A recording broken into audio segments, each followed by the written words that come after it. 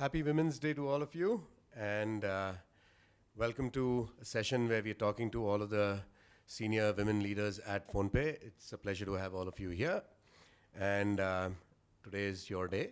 And to get started, I would love to actually have everyone introduce themselves. I'll start with you, Priya. Thank you, Sameer. Great being here. Great seeing all of you in person. I'm Priya and I head communications at PhonePe. I've been with the company for close to 4 years now. A very happy Women's Day to all of you here, and to you, Sameer. I'm Richa, and I look after brand marketing for PhonePe, and I've been a PhonePayer since 2 years. Hi, happy Women's Day, everyone. I'm Sonika. I've been at PhonePe for about a year. I head business development, and I have a lot of fun doing that.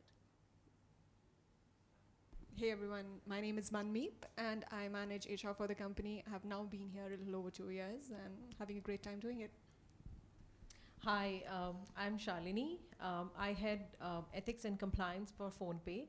I've been here for last 6 months and I really enjoy working over here. Happy Women's Day to all of you and to you, Sameer. Thank you. I'm Sinu. I handle financial services compliance for PhonePe. I've been with PhonePe for 3.5 years, and it's been a great journey so far. Thanks for introducing yourselves. I guess, given the theme of the day, and the corporate setting that we are in, one of the first questions that I have for every one of you is, you're amongst the very, very most successful women in the corporate world, and we're very proud of having you at PhonePe. I guess a question that a lot of people have on their minds is, what does it take today, particularly, for women to be successful in the corporate world? What's your secret sauce? Sinu, I'm going to start with you because you've been here the longest of this crew, and you've grown through the ranks very quickly as well. So what's your secret sauce? What makes you successful? I've been not very lucky though when it comes to my beginning of my career. I've not had a mentor at the right time. Probably I had got the mentor a little later in my career, which really helped me understand what is required to move the ladder up. And that I really applied when I joined PhonePe, which actually I believe, along with the integrity and obviously your values, which you hold to, has really helped me actually grow in the system. The integrity also helps with your role. So thank you for keeping all of the compliances in place. Thank you. Shalini? So I probably would share certain experiences. I have 2 daughters, and the journey that I had both times was very different to each other. I've always seen there are 3 M's in life of a woman. It's marriage, maternity, and mobility. That has always affected a woman's career, and you have to really manage that. Your support from the family is extremely important. Like I was mentioning, post my first maternity, I joined the organization back, and within a week, I actually quit that organization.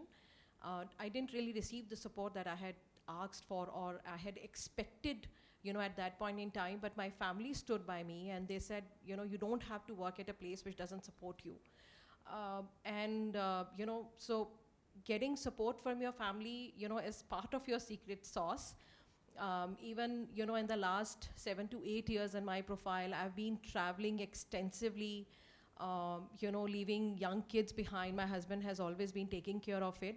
So family support, your own stand, trusting yourself, not changing yourself in terms of who you are, I think are a couple of those things that I would say have really helped me to be where I am today. Thank you for sharing that one. Manmeet? So I think for me, things have probably been somewhat easier.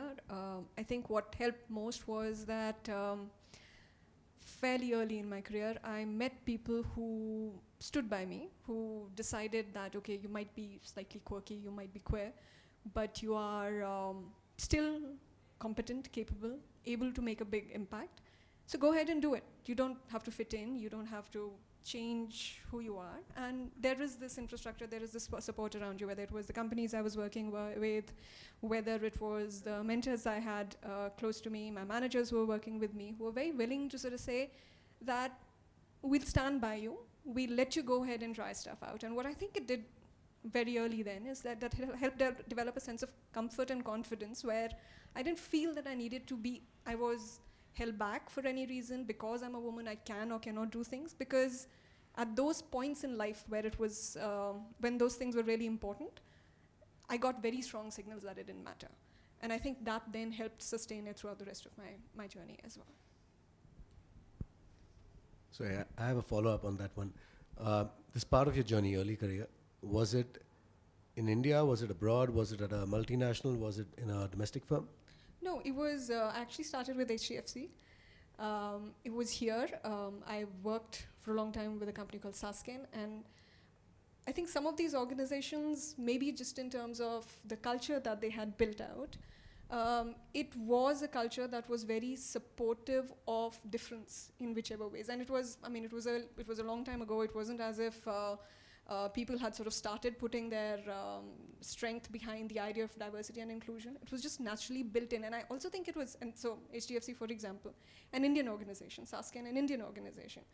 I think it was also built into the culture that we have as a country, where being able to accept, being able to acknowledge differences and say it's all right, you don't have to be exactly the same as everybody else. You can be yourself and there is space for it. I think was a very, very powerful element of it. And I do think it's a very Indian ethos and that helps sustain it. Thank you. Sonika? Okay. So I think I'll build a little bit on what Shalini and Manmeet have said. I think the one thing that has really helped me is what was said by a very popular children's book author. So I don't know how many of you know of Dr. Seuss, but yeah. So he said, and I think this holds true, I think I've kind of held it as an anthem to my life, be who you are, say what you feel, because those who mind don't matter and those who matter don't mind. So I think just kind of being true to yourself, like you were saying earlier, right?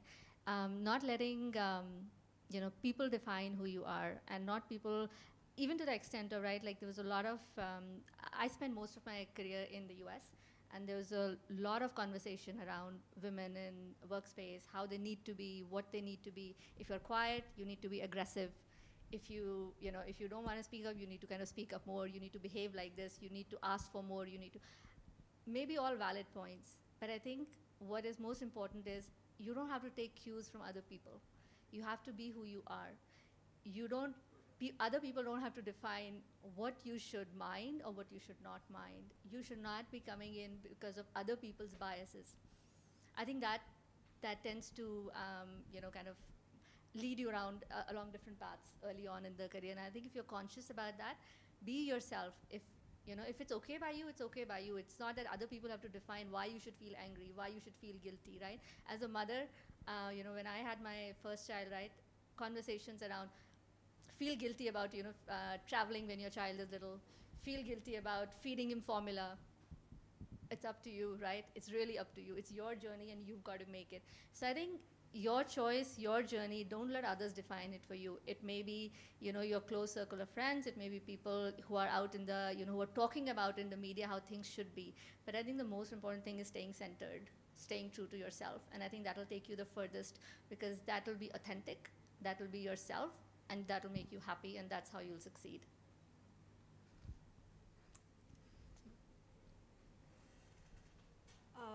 Hi, there is so much that I relate over here with what's everyone said, and what you're saying, it doesn't just extend to your professional life, because for someone like me, work is a big part of my world and out of choice. I have to love what I'm doing for me to be working on it. So I think I was lucky.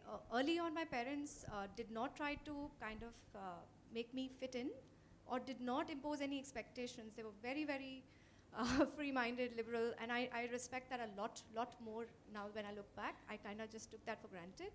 They did not impose anything in terms of academics or the career choices I make or the marriage choices I made. I actually had to sit my father down and say, hey, what do you think about, can I get married now? Should I get married? And he was thrilled, and that's the first conversation about my marriage we had, and I was 30. So I think my work life has been really a series of happy accidents and based purely on my choices. which thankfully no one questioned. So that also, gave me a lot of confidence, and also that space to experiment, fail, learn, completely, feel down, but just, again, staying true to yourself. Um, so I wanted to always chase this creative cocoon in a corporate life. And I think so far I have been successfully doing that. In my early to mid years, I don't think I found enough people around me, my seniors, who understood, a lot of these individual differences that we all have. So I was made to fit in, no work-life balance, a lot of hard work, not being smart about what you're really good at, and play to your strengths. I think those learnings came by very much later in my last 2 stints. I think now I have hit that perfect, I would say, sweet spot, where work feels very personal. I love it. I think this is part of my world and part of my life when I work here. And it is really about people, the kind of people you surround yourselves with, the kind of space you allow yourself to be yourself, and the systems you create. You have to be also smart about it. I'm a mom, and you have a lot of roles to play back at home. And no role that I play is lesser than the other. I suck at prioritizing, but I think, and we struggle with that. I'm hacking it every day. One day it's my child, the other day it's that meeting. So I just say that I think creating those systems, being smart about it, and allowing yourself to be yourself, and knowing your strengths, and then asking that from people, demand it from people. Create teams that kind of support you, that understand you, and extend that empathy again towards themselves, right? So that you understand what they are really good at and what their strengths are. So I think you can find a little bit of that balance and, enjoy work and life, and have no artificial boundaries between them. Yeah. Actually, can I add to that? Please. So I think this thing about, right, that asking for help, I think that has really helped me as well. I think, being not being shy about asking others for help, asking your team for help, asking your manager for help. And I think what happens is that, when you come into the workforce, often you're told that, hey, you need to show strength, you need to be strong, and you can't be vulnerable. And I think that's a wrong advice.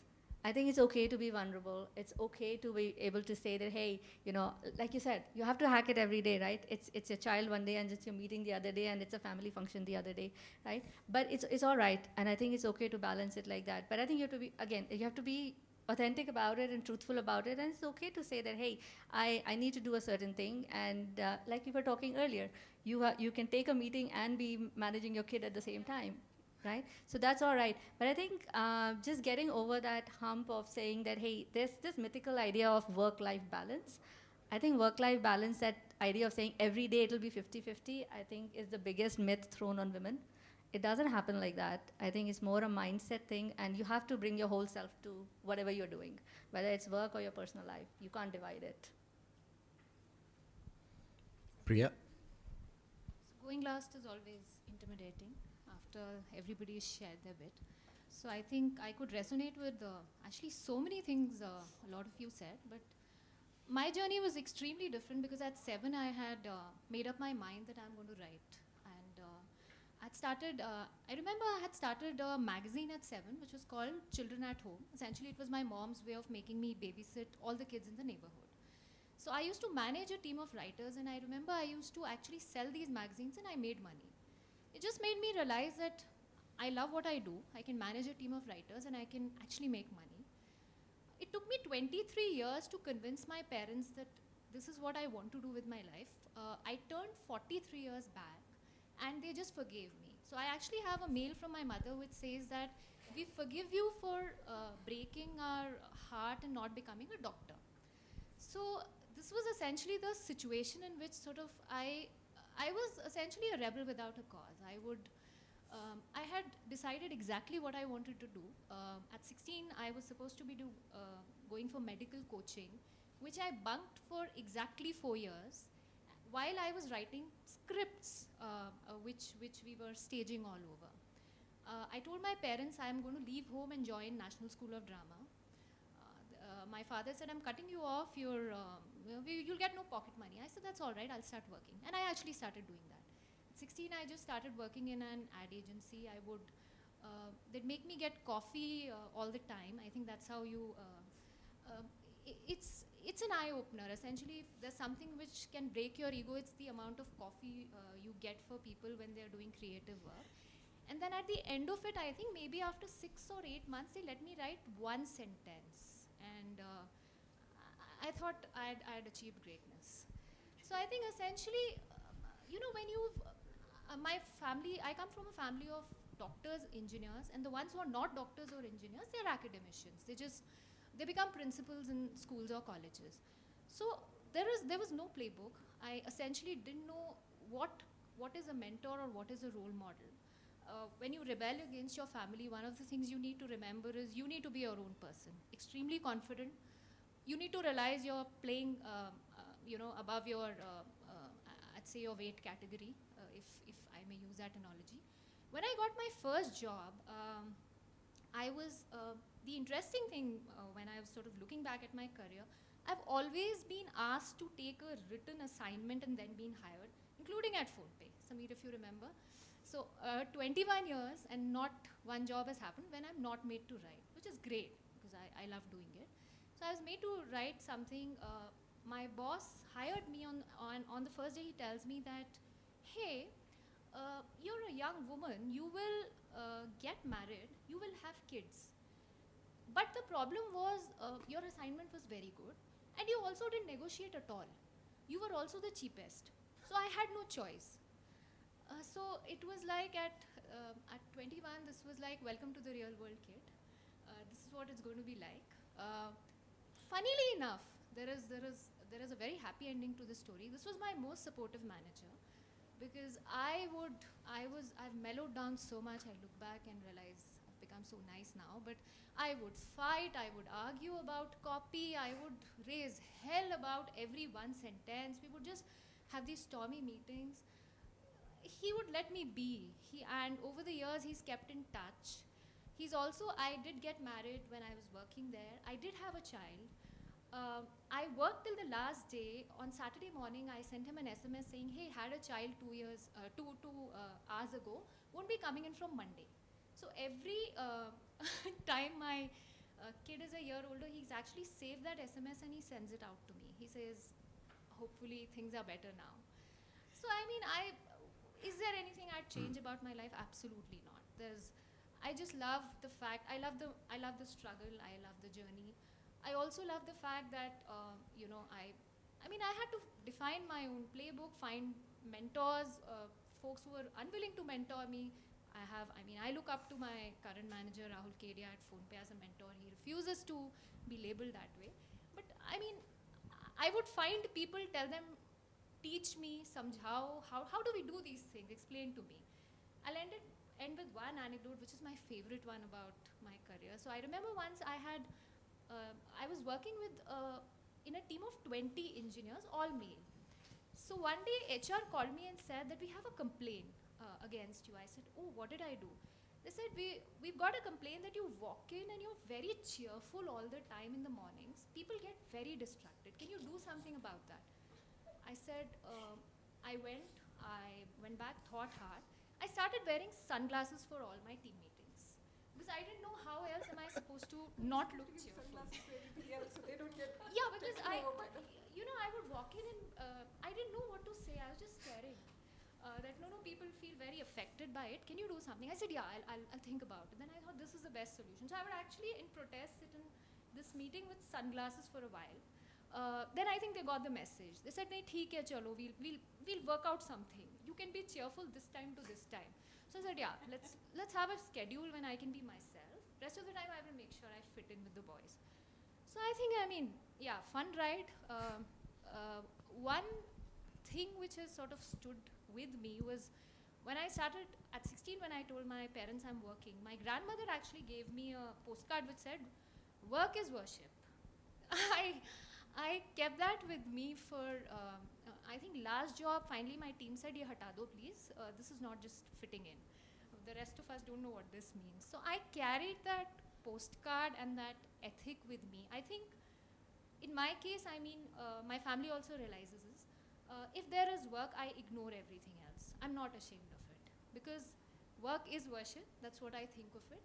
Other people can fit in. We have our moments of lack of work-life balance. It's fine. Work is life. Everything else can occasionally be balanced. That's fine. I mean, I'm what I am. Not at all apologetic about it. Thank you. I think I deserve the round of applause. No, that's fantastic. So, be true to who you are, be resilient. Mentorship early, or at least the environment early on, really helps you find your sort of or dig your heels in and say, I'm going to do this my way and I can. So I think that seems to be a common theme. Lots of coffee to be served just to apprentice in any job. I think that one's gender agnostic, by the way. Served a lot of coffee in my first job. But this is interesting. So I find two common themes here. One, the secret for success, whichever function, whatever role, men or women, doesn't matter. It needs to be coming from a place of either passion or ambition, which is very, very fierce, and that's the secret to success for anyone in whatever we do.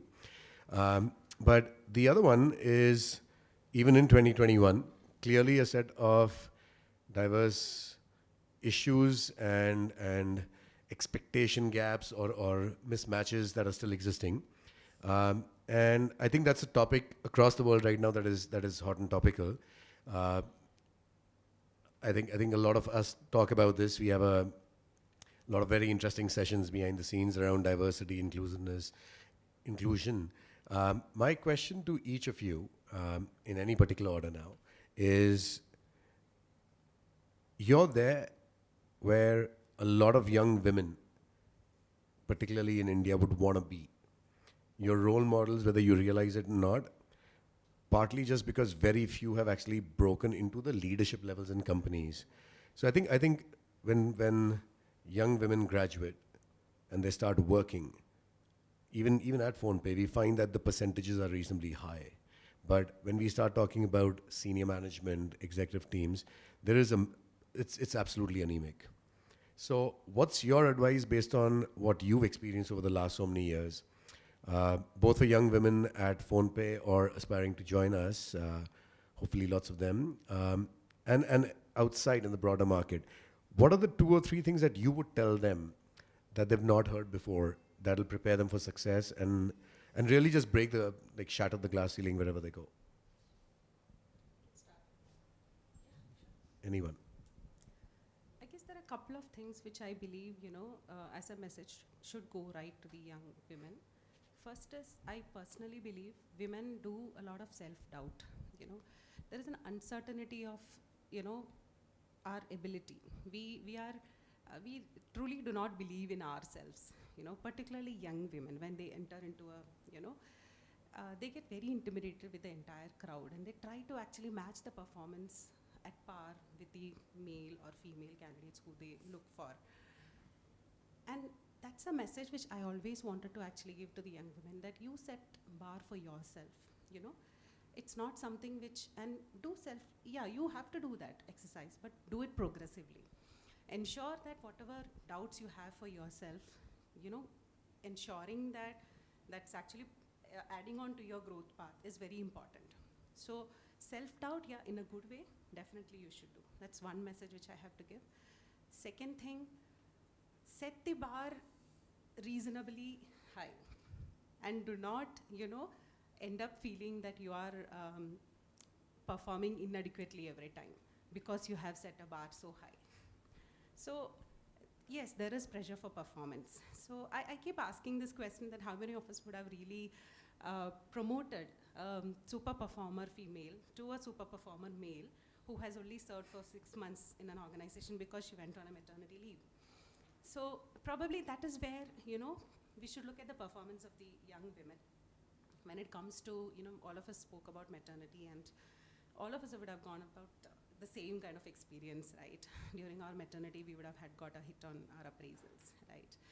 That's something, if given a chance, I would like to change. I would definitely want to rate employees on the basis of the time they have spent for that year, so that they don't take a hit on their performances appraisals, because that takes a toll on them for the 2 years, which they have to actually, you have to literally start from the scratch after this performance. So that's something which I want to actually, mentor the young women. If given a chance, I would pick 2 young women from PhonePe who are in the path of Family Way and try to actually help them with the guidance on how they can actually be, a superstar or a performer, but at the same time managing their personal responsibilities. In fact, just want to build up a little bit what Seenu said in terms of, don't doubt yourself. I've been mentoring a lot of women, from within my past organizations or outside as well. People have reached out to me. And one of the common themes that I've always seen, is that, they don't feel like they have a seat on the table. And it's very, very important. In their mind, they always think, is it a good question to be asked? And I don't think there's any criteria to define what is good or bad or a smart question. If you have a doubt, just ask that question. And a lot of them shared real experiences saying that we were just thinking it in our mind and somebody actually asked it. And then they felt like we were so foolish, giving too much thinking, So I think that is one thing we have to absolutely stop thinking, avoid, absolutely have a seat on the table, ask, whatever you feel is the appropriate question in your mind, and, don't doubt yourself. I have seen this very, very often, from the women that I have mentored. So just wanted to sort of add on to that. I'll give a slightly tactical advice on this. I think one of the things that one notices, right, that as women, when you come into the workforce, almost all organizations around the world see a fairly even 50-50 split between men and women. But as you go up the leadership chain, like you were saying, right, that's when you start seeing the decline. And I think one of the things that happens is, I think women start opting out before they actually have to opt out, right? So you start thinking, and I'll give you an example. This is a book, it's a pretty gory title, Cinderella Ate My Baby Girl. But I forget the name of the author, I should probably get that. But in it, she described that how her 5-year-old daughter came home one day and from school, and they were doing some projects about space and going to the moon or whatever else. And she had a crush on a boy in her class, so kindergarten, right? So kindergarten crush. Right? So she comes home and she says that, Mom, I really want to go into space, and so does Alex. Both of us want to go into space, but we have a big problem. So she said, like, what's your problem? So if both of us go into space, who's going to look after the kids? And she's like, I was stunned that this is my 5-year-old daughter who's thinking about, she's passionate about the whole thing that, yes, she wants to go into space, but the first thing that pops into her mind is, who will look after the kids? So the point of the story is this, that I think planning is good, but I think stopping yourself from doing what you want to do because of something that is going to come down the road, I think is probably something that we take that step too fast. So, instead of, saying that, hey, maybe I should not raise my hand for that project because it'll become too much for me when I have a kid, or how will I manage it when I get married, the 3 M's that you were mentioning, or if I have to travel, how will I manage my family? I think those are just, I think it's a mindset thing, and I think the more we can consciously try to get out of that and actually lean into these situations, I think sometimes you'll be surprised. I'm not saying all the time the outcome is going to be great, but you will be pleasantly surprised sometimes. I think for me personally, I changed my job at from a very, you're in your comfort zone. I was at Visa in US, and it was, on a good track, doing really well, had a great manager, knew I was pregnant, was in my first trimester, and then I got this out of the blue offer from another company which was starting its digital venture in San Francisco. And they said, we are looking for, for people to come in and join the leadership team. From everybody I spoke to, they said, absolutely wrong time to change a job, right? One, your maternity leave, you have to go in, you have to establish yourself, who knows how your manager is going to be, et cetera, et cetera. But you take a chance, and I think that's the best chance I took. Because that really, kind of puts you on a different path. I'm not saying all the time it'll end up like that. All I'm saying is that don't preclude yourself from opportunities because of something coming down the road. because at that time you don't know how it'll turn out. And it actually happened that, when I had my baby, came back from maternity leave, I think I had a great supportive environment around me, like both at work and otherwise. So I think take the chance on yourself. That's important. I think I'll add just this one thing to that, which even Richa mentioned, that I think the best decisions in my life have been the ones that have just happened because I was curious, I was interested, and this sounded like an interesting thing to do. It wasn't that, oh, if I do this, then that'll happen, and then that'll happen, and then that'll happen, and then I'll be kind of all set. Being able to take the chance that is in front of you to do something that you think is going to be fun and interesting, I think has, at least in my case, always led to much better outcomes than I think would have happened if I had sort of tried to plan them out in a much more structured fashion. So I definitely sort of think that's possibly the best thing. What I'd add maybe a little bit to this thing is also that I don't think I did enough of it when I was taking those decisions, but first figure out what makes you happy. In some sense, maybe that's a bit of a luxury that you could say you have, but there isn't necessarily anywhere you have to get to. You'll get where you're going, it's fine. But if you can take the time to figure out what makes you happy, who makes you happy, what is the environment that you want to be in, what is the place that is going to let you play to your strengths, do the things that you enjoy, be the person that you want to be, that will bring those series of things together that will set you up for success, versus sort of trying to work it backwards, saying, oh, this is what success looks like, so therefore I must kind of work in an MNC or get this promotion every 2 years or any of those things. Your journey is only your journey. It is not anybody else's, whether it's a personal thing or whether it's a professional thing. And only you can figure out how you can put all of those pieces together. So take those, like especially people who are starting off in their career, take that time to figure out who you really are and what makes you happy. And then the rest of the stuff will fall into place. So yeah, that's what I would say on that one. Just, another thing that I would say is, don't seek permissions.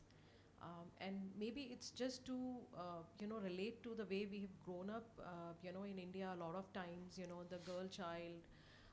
I come from North India and I see this more often, where they've been always told, from their childhood that you have to always seek permission from your parents, and once you get married, you have to seek permission from your, husband or husband's family. And that's what gets, imbibed as a, habit or a culture within the woman, and they start to seek permission, whether it's at the workplace, and that stops them a lot of time. I wanted to share, a real story of one of my mentees, and she spoke to me and she said, I've got a very good offer, but my family will have to relocate with me, and I really want to take up that job. And I said, so what's stopping you? She said, no, I think my family won't be comfortable. My husband is there, and in-laws are there. So the question that I asked, have you spoken to your husband that you have got an offer which is not from this city and a different city? And have you discussed it with him, and what was his response? So, at least I can understand the extent of the problem and then help you there. And she said she's never raised it to her husband also, because she realized that, he would say no. And my question was, if he had a similar offer, would he really think about it before, he probably tell you we are moving to city X. So why are you thinking so much, building it up within your own self, even before having that conversation? So I think a lot of it that I've seen in the young, people, young women specifically who join the corporate world, they just hold them.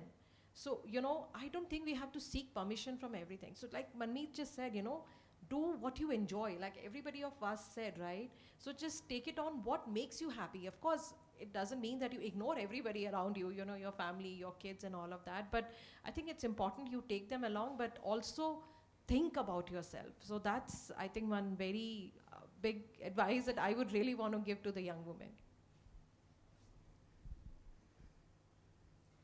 I have a follow-on question for both of you after this. My advice to anyone younger than me today, everyone out there, everyone at PhonePe, all the women actually, would be the same advice I would have given back to myself, to my younger self. make your own path. It's very important. So far, there has always been a race that got you here. Perhaps where you're working today is your dream break. But really, after this, I think make your own path. Find out if your ambition is your own. Is that even real? Find out what really is that you want to do. I mean, I read in a book recently that this whole idea or purpose behind happiness and money and all of that is really, being able to do what you want to do, when you want to do, with whom you want to do, for as long as you want to do. And if you find, that kind of a spot, just jump out of the race. If you are a leader, you don't still have to be in a race. Lead the way, act on it today, see what you can do about it today. Don't wait for people to bring you things or bring you ideas on how you can make that path. Ask for it. Make space for it, create it. It's a lot on you. I mean, with a lot of young folks today, you guys have a lot of clarity of what you want to do. But just make sure that's something which is coming from within you. I see a lot of women who are just miserable because they think this is the right thing to do. A leads to B, B leads to C. I'm so many years old, now I think I should be here, and therefore, it translates to a certain level, money, or some recognition, in especially your family and neighborhood. So I think just step back, evaluate, what is that you really enjoy doing, and just the answers will come to you. Priya? So I think since I was cut off at 16 and I had to earn my own pocket money, I'll say one practical advice is have a bunch of skills which are marketable and you're employable. I mean, for instance, I play the guitar and I'm terrible at it. I'm passionate about it. I've been asked to go to the balcony and do that. I can't make a living out of it. I mean, of writing, sure, I'm good at it. I like it.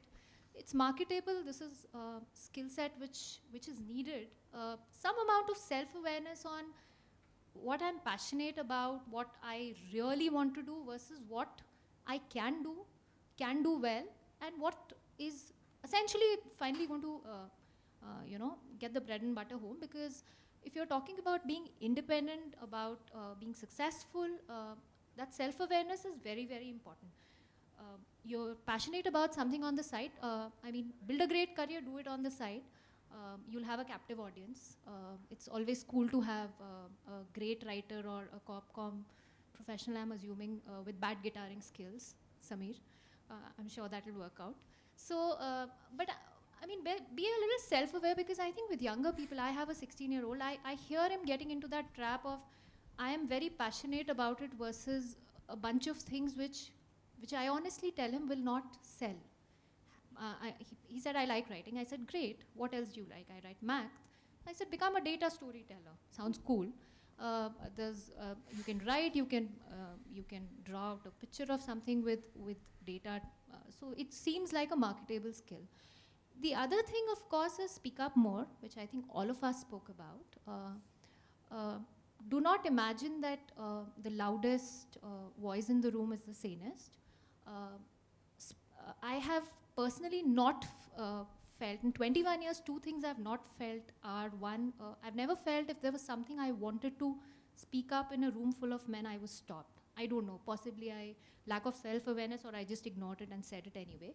The other is feeling excluded also. I think often enough we tend to sort of internalize the fact that there are too many people who are reaching out to us. Reach out yourself. Just walk up to them. I mean, I think it's a two-way street. It is not always, the onus is not always on the majority to make the minority feel more included. They should, but if they are not, possibly just point out to them. It's fine, it works sometimes. So to add on to that, I believe, it's more about how well you grow than how fast you grow.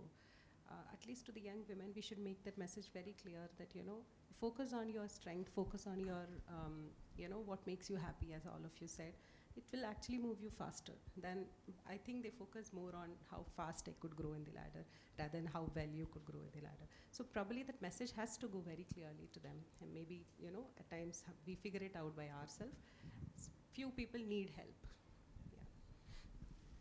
So as always, I'm going to play devil's advocate. I'm going to start with Priya. You started by saying for about 20 some years in there, your parents hadn't forgiven you for not becoming a doctor. Yes. And now you're telling your son who wants to be a writer, much like yourself, that he needs to become or be marketable as a mathematician. I'm telling him that if you're cut off at 16, You should be able to find a job. you should be able to find your way. That is a different thing. See, at 16 when I was cut off, Yeah. I said fine, that's all No, right. I respect where you're coming from. I understand that. That's preservation instinct. And the second thing But- I'm also telling him is, you're passionate about something, do it. I'm not saying don't do it, but don't imagine it is, A career. it's a career. We are So- giving so advice to young women who need to build careers. I have a question in there that I've not got to. You mentioned happiness and being true to what you enjoy. You talked about passion being different than a career. Most of us in leadership spend about 80% of our working lives dealing with brain damage. Okay? It's True just a that. fact. We manage employees, we manage freshers, we manage their aspirations, we manage the office environment, we manage COVID vaccines, we manage outages and lockdowns, we manage our board, market, expectation, whatever we do, all of us, auditors, compliance officers. At the end of the day, so my mother was an entrepreneur. She started working, she set up her first firm in the mid 80s. And at that time, so I was the kid, you guys were referring to kids, I was the kid whose mom was not around and my mom was working, and law forbid, I mean, she had her own company. And I think it took me 20 years to understand why she was not around and everyone else was talking about mummy ne jalebi banayi hai types, and mummy ne letterhead pe apni company ka naam dala hai.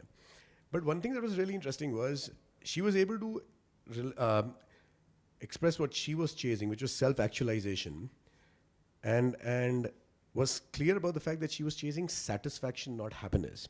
So my one challenge back to you guys is, if you're talking about breaking glass ceilings in the corporate world, which is very different than being the best at what you do, then you got to play the game in that we all have that much brain damage to deal with, right? And we talk about this often.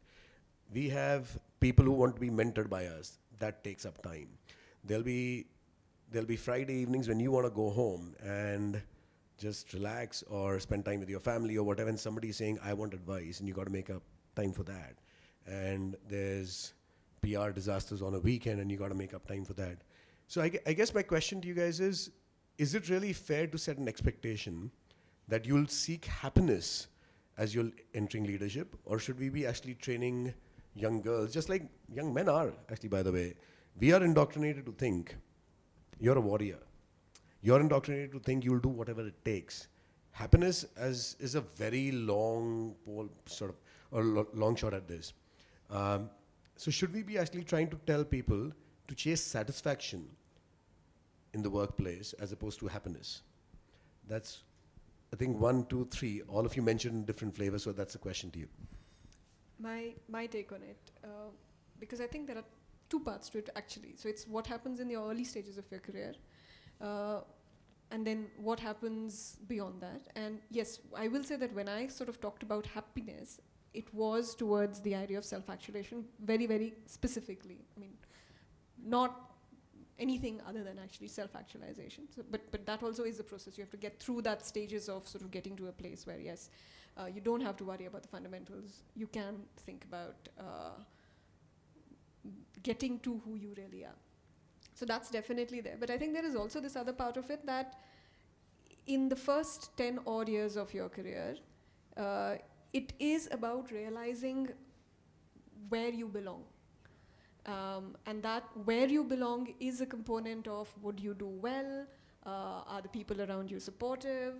Do you feel like you can express yourself in a way that gives you satisfaction, that makes you feel that you are contributing, you are delivering, you're becoming more of your full self. I will also add in over there that if people, young women and men, start thinking about that from their own perspectives more carefully, not in terms of that superficial level of I want to be able to go home at 5 o'clock and play tennis, but in terms of is this leading me to where I want to go in the long term, and is this place therefore giving me that sense of belonging? then it becomes incumbent on the organization to make sure that that sense of self-actualization is being created for the person. But like, especially in the HR org, right? We spend a lot of time talking about people's managerial journey and the roles of responsibility and expect and whatnot. I think the first 10 years, maybe 15 at best, depending on the industry, you want to become the best at your craft. You want to upskill, but you want to pick an industry you enjoy. You like the creative side of things. You like people dynamics, and I'm assuming that's like each of us likes different things about what we do. I love product development even today. I like it more than anything else I do as a CEO. But I think one of the challenges is in leadership, especially in large organizations, the reality is the management part of the organization and the environment and the ecosystem is at least, if not much more complex. And therefore, there's a necessary shift in expectation. And I wonder whether we're missing a trick by not actually sort of calling that out and telling women that the expectations also changed. Till now, it is happiness based on I'm doing the best I can at what I like.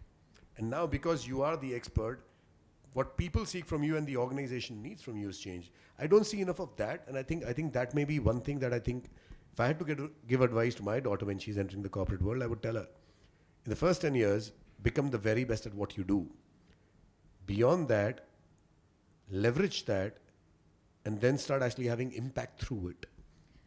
Actually, yes, I think that is a very important component that, and actually that's a completely fair decision for some people to take, that I don't want to do that. But to realize that at some point it is about yourself and becoming the best you can be, so that from there onwards you can start contributing, you can start delivering and making impact in ways that is where the blast radius increases significantly. So being prepared that leadership is really about that. It is about the impact you're able to make, and for that it is not going to be about I get to do that one thing that I really enjoy. 80% of it is stuff that you probably don't enjoy. Yes.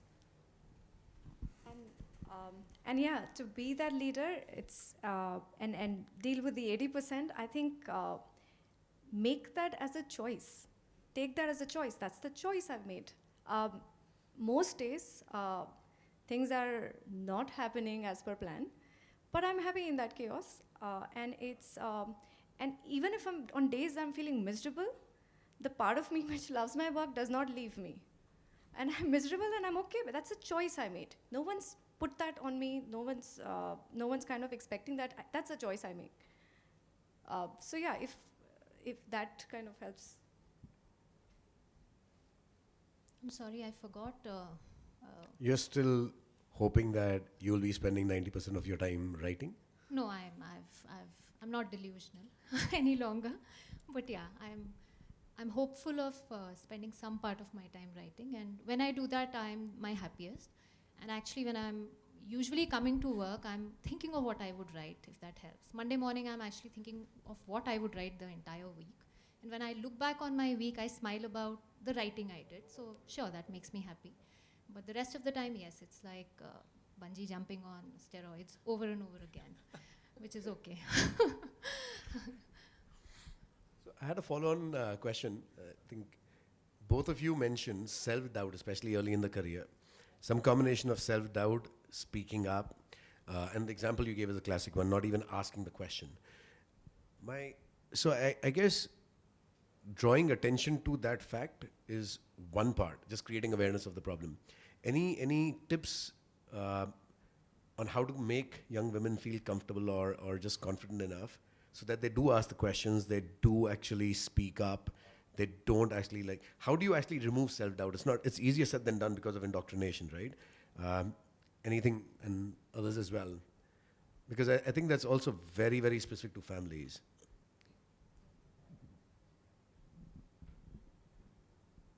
I guess probably we should ask that question to ourselves more often, rather than finding that answer outside. Why do I get into a self-doubt mode? Is it because of the environment around? Is it because I am not motivated enough? So the one who is actually, has a lot of self-doubt should ask that question to yourself. is it because you are not comfortable around? You know, this question comes to you when you end up in a situation where either you are not recognized enough, or maybe you believe that you are better than somebody, but then yes, you are not getting enough, you know, support. So probably that question has to be asked to yourself again and again to find what's the real answer, and start progressively thinking about it.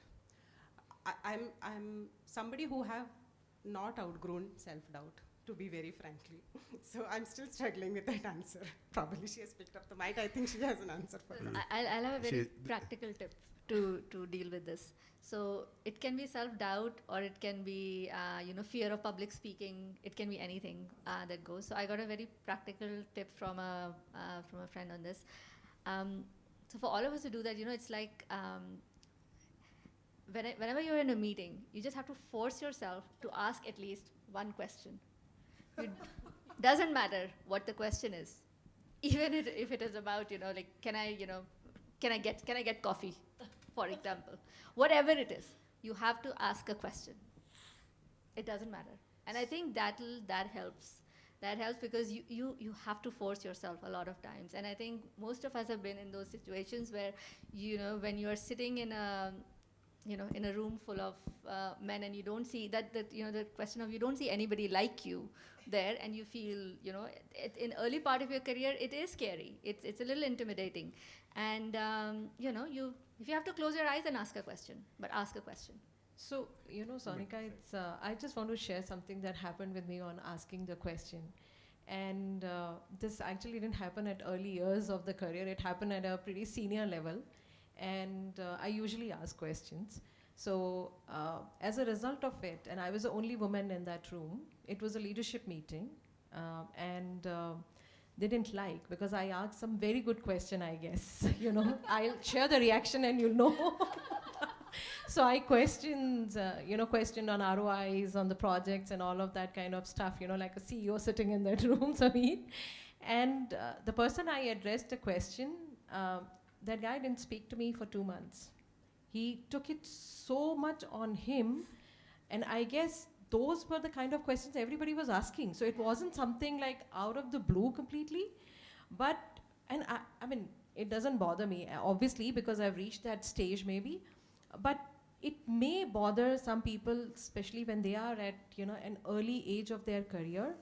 Sameer, to the question that you asked, as at an organization level, I think we have to do a lot of effort to sort of give them that confidence to be there in terms of asking the question or coming out of the self-doubt. Either we have to start maybe sort of lean in circles. I mean, we have too many women maybe at the lower positions, managerial level, and we have very few at the leadership. Like you said, there is a limitation in terms of how many you can mentor in a year. Few you can take in, but you can't probably pick up everyone. But maybe lean in circles, maybe certain other activities, maybe over periodic basis that we can organize. We can share our own stories. This happens with everybody. So people get confidence maybe. I mean, that's what I feel, and I've seen, at least for the women that I have mentored, when I share my stories, they feel a lot more confident about it, and they said that gives us a lot of inspiration and courage to do it. But picking up on the example that you just shared, right, and self-doubt still being there, I'm now going to go into like specific examples so that I think it helps people understand how deep-rooted this can be. Like, we were just having a discussion recently, and we are saying, you're doing a stupendous job. Now actually hire leaders under yourself and expand the charter. I can tell you this, 95% of men would say, when do I start? Your question coming back was, is this too much of a charter for me? And we had a sidebar, and we're like, okay, just how does one react to that? 2, where's it coming from? And I think the part that you left unsaid, which I think we managed to answer, was, it's too much for you to handle today. You will mature as a leader and you'll have more exposure, but for anyone getting in there, it's a journey. For me, CEO of a 2-person startup, me and Rahul is like me and my co-founder, but CEO of like a 10,000 person startup, nothing could have prepared me for this 5 years ago. Fact is, I'm learning on the job. And that's what I was saying. I think the self-doubt part, we'll have to find better ways in which you just condition. I love the example there of just saying, at least start speaking your mind every meeting. That's fine. I mean, a lot of questions especially like if there's more men and women who are asking if they can get coffee, I'd be thrilled. And, Um, and you'd be surprised, you could be the kid saying the emperor is naked. yeah. That's happened to me so many times. I was like, isn't everyone else seeing it? And I thought I had nothing much to add. But many times I've said something and my manager just paraphrased it, rephrased it, and said the same thing. And that had some weight. So after that, I just started speaking up. So, as women managing teams, what are you doing in your meetings which is helping women speak up? I mean, I have a lot of women in my team, so what are we doing differently? I'd like to hear from you all. So I think one of the things Richa, just mentioned, and Sinu just said, like a self-doubt, and sometimes we don't speak up our thoughts very confidently, and people are smarter in the room, so they pick up on your thoughts and, develop on it. So one thing that I always do is I always make sure that specifically when it's a woman, so not really, sort of creating a gender bias here, but specifically when it's a woman, I would make sure that I would stop the other person. I would allow that, woman who's come up with the idea to actually talk about it and present it. So that's one thing that I do sort of very, very consciously. And the other thing is,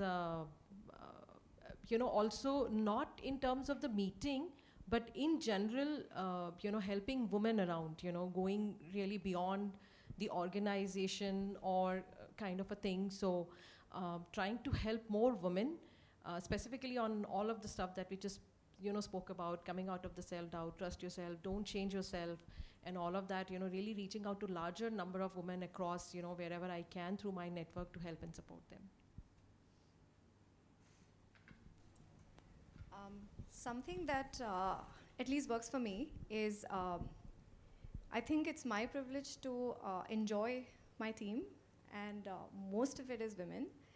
And it's their job to, and Sameer's job to tolerate me, and it works for me magically. I think small practices like, I always make sure whenever I'm in a meeting where there are people at two different levels, a manager and a reportee, I always make sure that the person, the next person, the next level is also speaking. I want to make sure that they are heard, and even if they had contrary opinions, they shouldn't take that for granted. And the other way, I think I am a lot more open with my team, and they are all very proper and professional, very, very courteous sometimes. It's too much for my comfort. But I just let them know that it's okay to be spontaneous, it's okay to be imperfect, and I am as good as they are. They make me look good. So just that kind of eases off, and small chat, and having the talks about generally what's happening in their life and all of that, rather than just about the work. So that helps. What do men do in meetings which is possibly different? I mean, do they mull about this, that, oh, enough men in my team are not speaking up? I don't think so. See, I think you don't worry about that simply because, well, in the corporate setting, even in our org, embarrassing as it is, it's about 85% men in the leadership team. So you're not sitting there and actively thinking about whether people speak up. I should be a better listener. That's why I have Rahul as a co-founder. He does the listening. I typically do the talking. So I can't say I'm actively looking for whether people are speaking up. I definitely value people who have a spine and speak up without, I may not encourage it, but I look for it. So for me, as long as people have a voice of difference or dissent, that's very, very important, because that means that the org is still healthy, right? What would freak me out is if we were talking about a strategy, I don't know, taking PhonePe international, and no one has a point of view. That'd be a terrible org, and it's gender agnostic.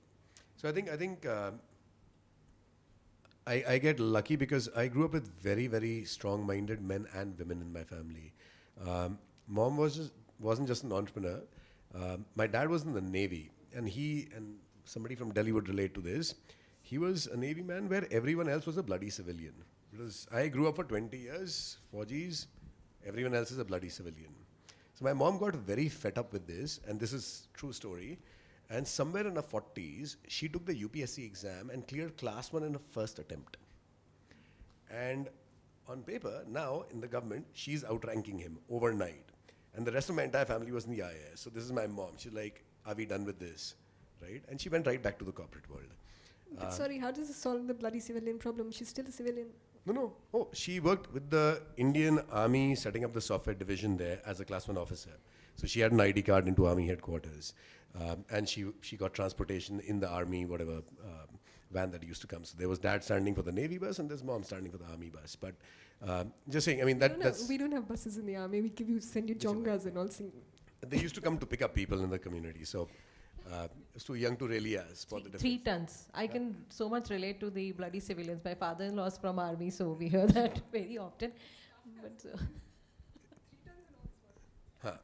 So one, I think having that personality type as a mom, I wasn't really conditioned to think that women need a helping hand or have a problem with self-doubt. The funniest one I saw actually was then my sister, who was the second biggest female character in my life growing up. And she was really good at writing, but she really liked math. And she did really badly in her 10th grade. And my father, I remember this, she'll remember this probably till she dies. He told her, beta, aap bahut acha likhte ho, why don't you become a journalist? I don't think this is your cup of tea. She finished, she went to IIT, she did a master's, she did a postdoc, she did a PhD, her postdoc, and is now one of the most successful math professors in all of Canada. And my mom and I told her 20 years after that, you've proved your point, are you still sure you like it? So feistiness went with the territory. So I think to me, this realization about things like self-doubt, balancing things, I saw it with my wife. Her first kid, she's successful, she's nobody's hostage, but we had all of these dynamics. Okay, I'm in my first venture, you're a strat consultant, we have the kid, what's the balance going to work like? And to be honest, listening to all of you, yeah, raise my hand, I mean, as guilty as they come, right? Because my expectation was, I'm in the rat race or I want to work on my venture, and you've got a kid and we now need to figure out how we're going to balance this, and it wasn't easy. The first balance we struck was, instead of staying in the US where we wouldn't have family support, she said, if you're running a venture now and the kid's on the way, we're going back to India because I want family support, because I want to continue working. So that's how we balanced it. But they weren't easy discussions. I don't think they are in anyone's life. But again, to not have the discussion would be way worse. Having the discussion helped. In terms of how to work with strong, I wouldn't just say women, but I'd say diversity candidates, because you're using the word diversity. I said this before. I think with women it's more about inclusiveness. It's 50% of the human race. It's not diversity. But just people who have a different thought process. My wife gave me the insight into how to think about how to deal with women in the workspace who have a very different point of view in a way that no one's ever told me. She said, we reserve the right to change our mind, and you need to learn how to deal with it. And if you can, you'll get the best of opinions. If you can't, it's your loss. As a guy, I would never be able to say that with that clarity. Because when I actually tell a product manager today, ye design achhi, and then tell them 2 weeks later, ye design achhi nahi hai, they're saying CEO's gone nuts. But I changed my mind, there's something better. So I like that clarity. Rahul sitting there and laughing, and he's just saying CEO's nuts anyway. But yeah, I think the women that you grow up with also shape your understanding of what you need to do. And I'd like to believe that we're getting better at it. Not fast enough, but... Samir, sorry, I have this maybe slightly complicated question. So there is somebody like you who grows up with women who, do not need anything from you, so to speak. And then there's potentially also men where women in whose families women don't have a voice at all. So in either case, the thing would be that, this is not a problem to solve. How does the world, which is a man's world, let's say, figure out how to deal with maybe people who have and I'll call it a different cultural experience, who have been brought up in a world which looks maybe very different from yours? So I think, again, not just with women, we've had a bunch of conversations about the LGBT community. Um, we've had discussions about people from different economic strata, caste, religion, everything's a lightning rod in India. So just zooming out, again, to me, while I had very independent women in my family, I'm not blind to the fact that my mom dealt with a lot of shit in the corporate world in the 80s and 90s and 2000s. One. Two, my sister dealt with the same, my wife's dealt with the same, and what worries me today is my daughter's fiercely independent at 7, is that she may be dealing with the same. So one, what do I tell her is something that is sort of on at the back of my head all the time. But more importantly, given that a bunch of us are in a position of power, how do we start having impact, right? So I think that's the aha moment, is we can change the macro environment. It's very empowering if you take it that way. And I think that's the one change in me with my daughter being born as opposed to my son. Big difference, right? Because I wouldn't want her to have to prove herself, despite her having all the talent in the world, just because she doesn't feel comfortable talking in a room or feel comfortable expressing herself. So I think that's one. And it doesn't come unless you go through that journey yourself. The second is being able to understand whether people are coming from a place of just don't care or ignorance to hate. Hate, I have a zero tolerance for, and that came from my dad's side, right? So, and we see it all around us even today, and more so than ever globally. Hate comes from adversity and not understanding. And again, like when we talked about people, gay people, lesbian people, until I moved to Bombay from Delhi, I was told that gay is like, oh my God, this is like an asur has landed from an Amar Chitra Katha. When I moved to Bombay, I saw people who were queer, who were gay, who were lesbian. We were talking about them in hushed voices. Bollywood was talking about them. You'd hear from them. But on the margin, people were hating on them. And then I moved to LA. And it's perhaps the best thing that happened in terms of just like opening up my eyes, because I saw people just being very, very comfortable in their sexuality, in their sexual orientation.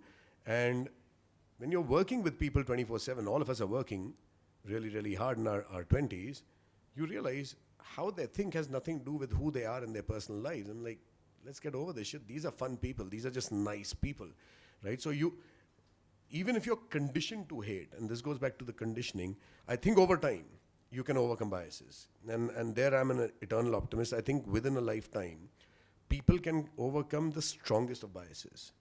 So I think as long as somebody holds a mirror to you, and each of us should probably do this exercise, just ask yourself for a day, how much do I hate and on whom do I hate? And then why do I hate, right? If you can get to the why, then it's game on. If you're still stuck on the no, I ain't a hater, you're probably a liar. Everyone hates on something, right? So if you wanna move to a position of love, you got to first acknowledge the hate. And if it's ignorance, you're really lucky. Then like training will help. I don't think it's coming from ignorance necessarily. It's somewhere between, if you have something I don't, if there's a toy and I give you the toy, well, I don't have the toy, right? So I genuinely believe a lot of strife that we are dealing with societally is because, well, there's just too many human beings and there's not enough jobs right now. So people are finding reasons to hate on each other. So, Sameer, and it's a question to everyone. You spoke about biases. It's very easy, when we know there are biases, in terms of at least we can look at, what would be the way to handle it. But what about unconscious bias? I think that is what I have seen as one of the biggest challenges. And, what we think, would be the best way to deal with it, whether it's related to, diversity, or I think the bigger thing more than diversity is the inclusion, like you said. So at least for me, again, I don't think we're trying hard enough even to solve for things where we know we have biases.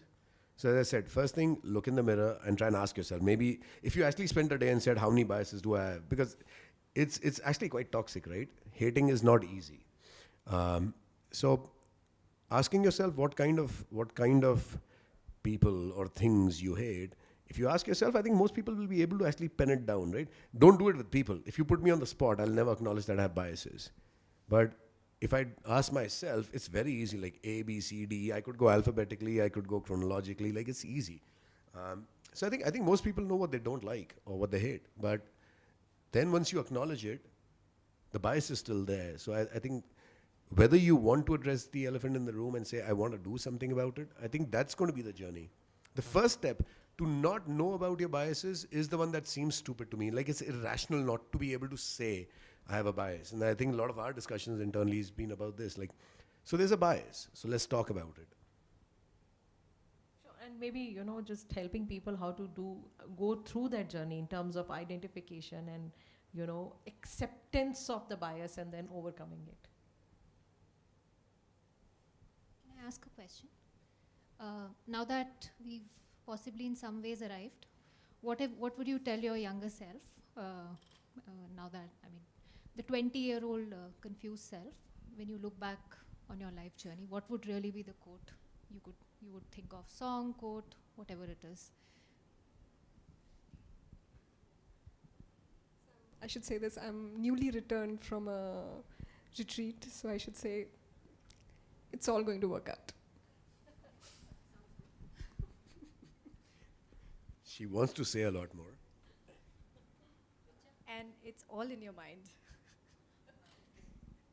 I also did a short retreat this weekend.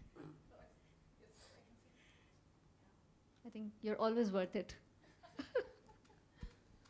Just follow what your mind says. Do what your mind says, yes. In your mind, do what your mind says. So I would, I've imagined this in my head so many times. I'd be sitting on a beach, I would toast to myself on a solo vacation and I'd say, you've come a long way, baby. It's no longer a man's world. We should be able to ask Rahul a question as well, right? Is he going to join the party? Rahul's not joining the party. No? Rahul's organizing the hackathon. In my 20s?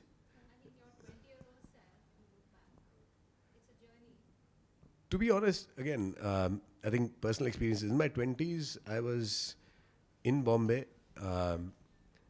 It's about as cosmopolitan and liberal a city in India as it gets. Men, women, everybody. Inclusion was not something that came hard in Bombay, first of all. It's just the social fabric is such that there's every cut of people that you see, especially when you go into, by the way, an engineering college. And then you have a social life in Bombay. I was having a ton of fun. I wouldn't change a thing. I'd tell my 20-year-old, you had a good run. I'm still enjoying life. Yeah. A question from my side to everyone. What would be one thing, if it was an opportunity to change it, one thing that you would change it in the past? Yeah. You already said you don't want to change anything. I don't want to You change do. anything about my journey. So is it a personal habit? What is that? What I'd do is that I'd expect more from myself. I would not, I would think bigger. A lot of that whole big thinking, I think I sort of learned at Amazon, saying, no, you don't have to limit to this. You can do more also. You can do more also. So I don't think I started like that. To me, it was that, I just want to be able to do the things I want to do, and that's all I want.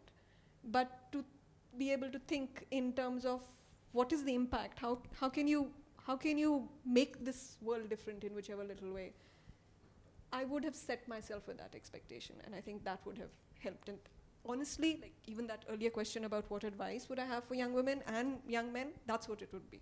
That don't stop yourself from being able to think about what you can do. You can probably do a whole lot more than you think you can. Yeah, I would have actually unlearned the guilt part of it, if I had a chance. I would have wanted to undo this whole wanting to prove things and also putting myself under a lot of self-pressure. So there are these expectations externally, ditch them, and then take off that pressure a little of yourself. I think then you'll be in a good place, yeah. I don't think I would change a thing. Because I think if I changed something, I wouldn't be what I am today. So I'm good. So I don't think I would. I would just say no more often. I just take on too much sometimes. Because there are days I just think I'm invincible. I hate asking for help. And I've realized that even Superman, super women and men have off days. I'd just say no. On that fantastic note, thank you so much, guys. I think that's our cue. We are out of time. So, again, wonderful Women's Day. Let's get out. Let's do something fun. Thank you. Thank you. Thank you.